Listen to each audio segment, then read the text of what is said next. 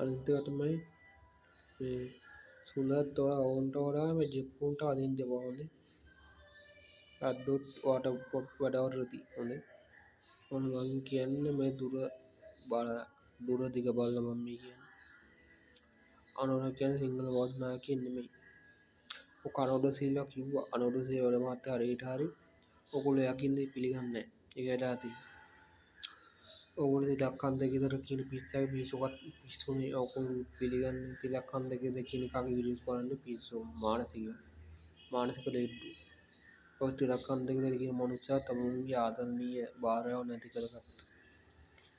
තමුන්ගේ ආදරණීය භාර්යාව කියන්නේ නිකන් තමුන්ගේ දෙවනි අම්මා වගේ මම. අන්න ඒකයි. පොඩ්ඩක් අන්න එහෙම පොඩ්ඩක් මේක අර තමුන්ගේ අම්මා නැති කරගත්තා වගේ තමයි නිකන් තමුන්ගේ බිරිඳ වයිෆ් නැති කරගත්තා. මොකද තමුන් ඒ කියන්නේ ඌට තමුන්ගේ ළමයාට ඉන්නෙත් නෑ බිරිඳට ඉන්නෙත් නෑ. ඒකයි. තිලක්කන් දෙකේතර අන්න එහෙම ඒ જાතිය මනුස්සයෙක්. නේද? මොන බයද කිව්වත් වැඩක් නෑ.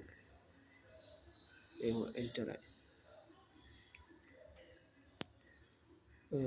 රාවණාගේ තාත්තෙක්වත් නෑ කියනවනේ රාවණා ඉන්නවා. හැබැයි නිද්‍රාගත වෙලා ඉන්නේ. දැන් නිද්‍රාගත කළා අර මොකද හනුමදම් කාර්යයක්. ඉන්දියාවේ ඉන්න තියෙන්නේ අපේ රාවණාට තමයි ඔය මොකද මුන්ගේ අර උත්සවයක් තියලා.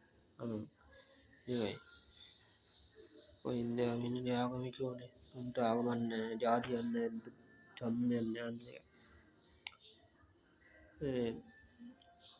ඔගොල්ලෝ මේ තමන් මේ කියන්නේ ක්‍රිස්තියානිටත් මේ ආණ්ඩුවෙන් හරි අපලයි. බලන්න ඒගොල්ලෝ අපින් මින් වෙලා යනවා. ක්‍රිස්තියානි. ඒගොල්ලෝ මොනවද දක්ලාට ඒගොල්ලෝ ජීවිතේ වන්දි ගන්න. දැන් මාළිනී සහෝදරි තව සුනිල් පෙරේරා සහෝදරයා බලන්න ඒ අහිංසක මිනිස්සු ක්‍රිස්තියානි අනිත් ඒට උදව් කරන අහිංසක මිනිස්සු. ඉතින් බලන්න ඒගොල්ලෝ මොන පාවක් කළාටද මේ වෙන්නේ කියලා. මම නම් ඉතින් තනිකර ළඟින් මට හරි දුකයි. අත්තම ක්‍රිස්තියානියට මොනවත් වෙන්න බෑ. එහෙම කිසිම දෙයක් වුන්නේ නැහැ. රනිල් අංකල් ඉන්න ගානේ කිසිම දෙයක් වුන්නේ නැහැ. ඔය බඩරන්ඩි කියන එකත් ඔය අනුර හදලා ඌ තමයි වද දීලා මල්ලා දී. ඔය රනිල් අංකල්ට උඩ චෝදනා කරන්න එපා. ඔක රනිල් අංකල් පන්නගෙන මේ ආණ්ඩුව පත් කරගත්තා. අනේ වන්දා.